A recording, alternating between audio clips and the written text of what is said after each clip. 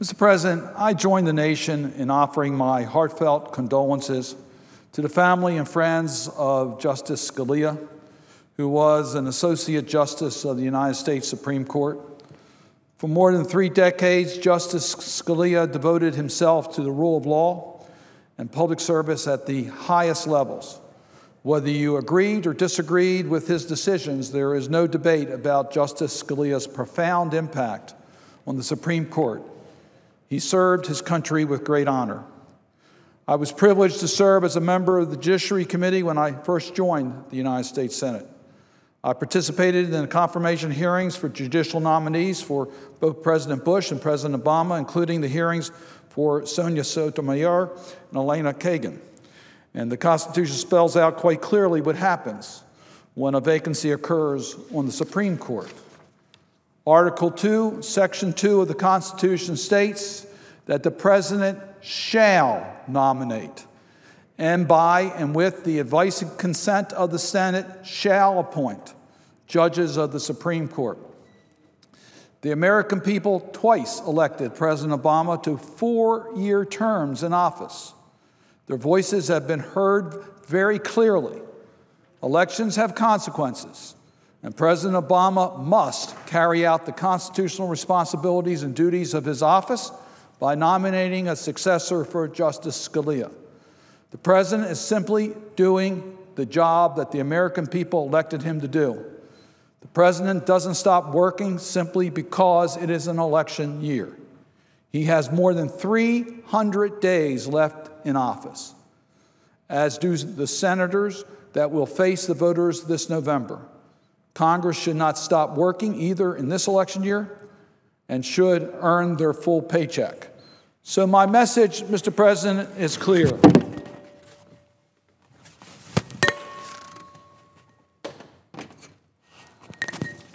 To my colleagues, do your job. It's our responsibility to take up the nominations that the President would submit to us.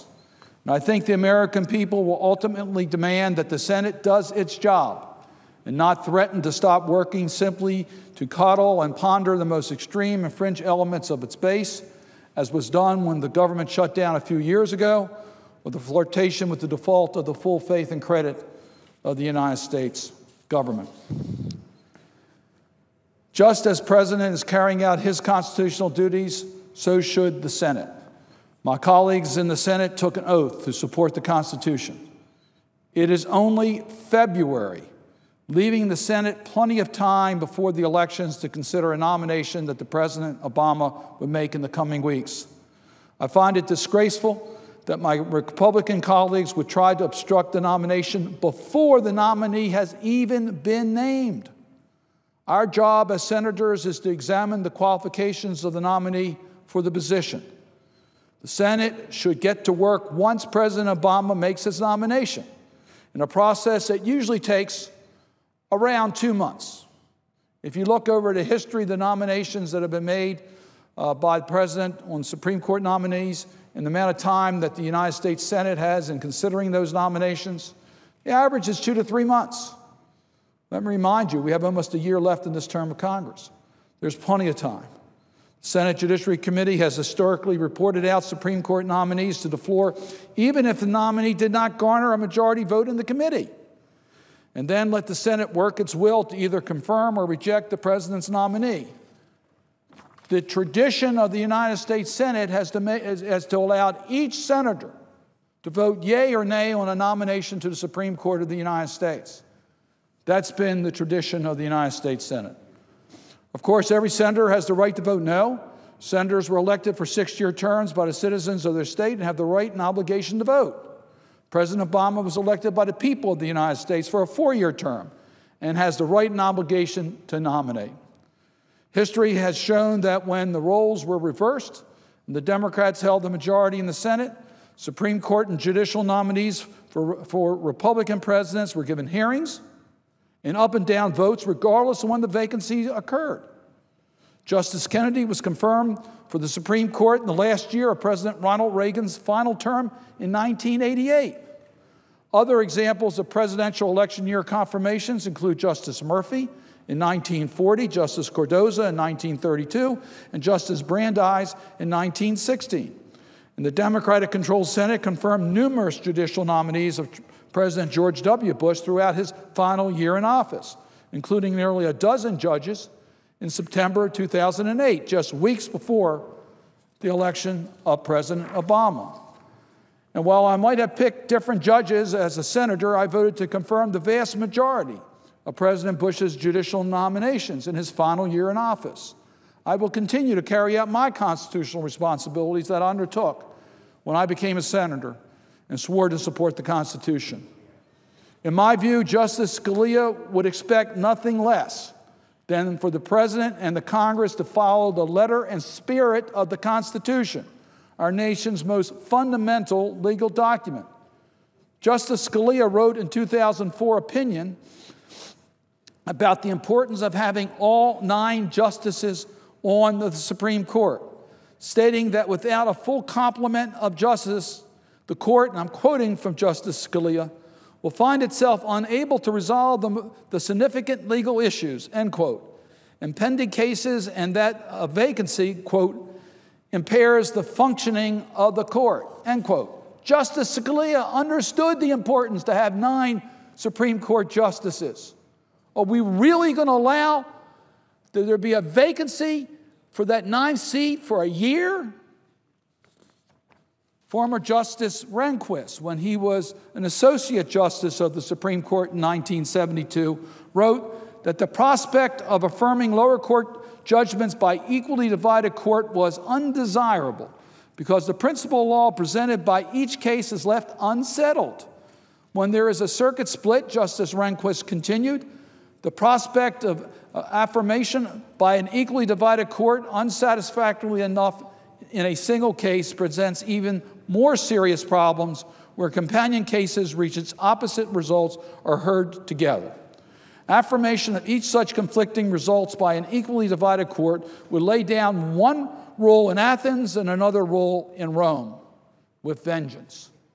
What Justice Rehnquist was saying, when you have different appellate court decisions, one circuit ruling one way, another circuit ruling another way, they come up to the Supreme Court, we have conflicting interpretations.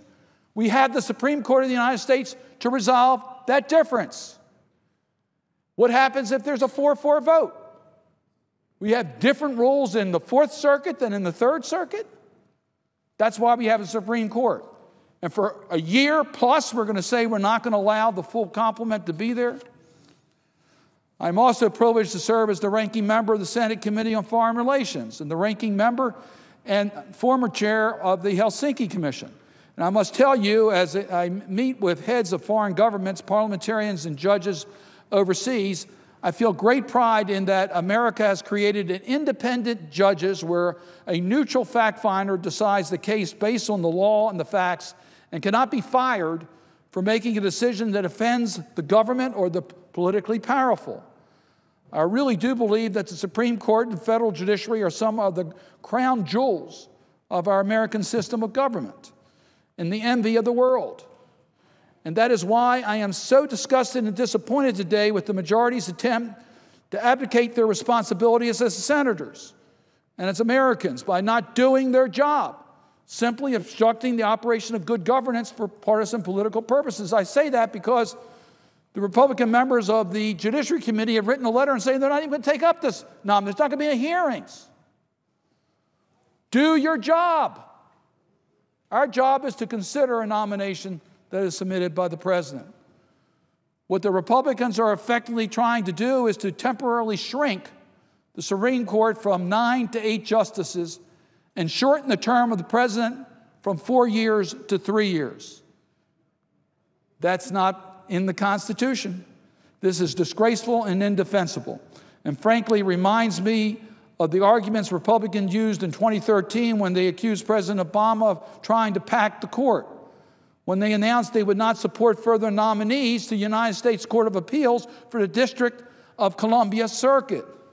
No, President Obama was not trying to pack the court by changing the number of seats on the court. He was merely nominating individuals to existing vacancies on the court that were authorized by Congress by an enacted statute. That's the president's responsibility. And let me remind my colleagues that Congress has the authority to pass a statute that is signed into law by the president or override his veto. What Congress cannot, and the Senate should not do, is to purport to shrink the size of the court, be it the Supreme Court or a district court or a circuit court, by simply refusing to even consider a nominee until the next president takes office. If this decision by the Republicans is allowed to stand, it would create an artificial vacancy for over a full year, spanning 2 terms of the court, which would be unprecedented since the Civil War, Mr. President. And recall that for the last century, Supreme Court nominees have received timely hearings and considerations by the Senate Judiciary Committee and the full Senate. It matters if the Supreme Court is not fully operational and gridlocks in a 4-4 tie. Under that scenario, the decisions of the lower court stands even when there is split among circuits, where only the Supreme Court could and should clarify the law. This will lead to more uncertainty, litigation, wasted time and resources, and ultimately delay and deny justice for the American people. It would be a great tragedy and potentially do long-term damage to the Supreme Court and the independent judiciary if the Republican strategy of delay and obstruction prevails. I urge my colleagues, do your job. Do your job. When the president submits the nomination for Supreme Court vacancy created by the death of Justice Scalia, schedule a timely hearing and establish a reasonable schedule for this Senate and each of its 100 members to vote yea or nay on the person the president submits as the nominee for the Supreme Court. That is our responsibility. We need to do our job.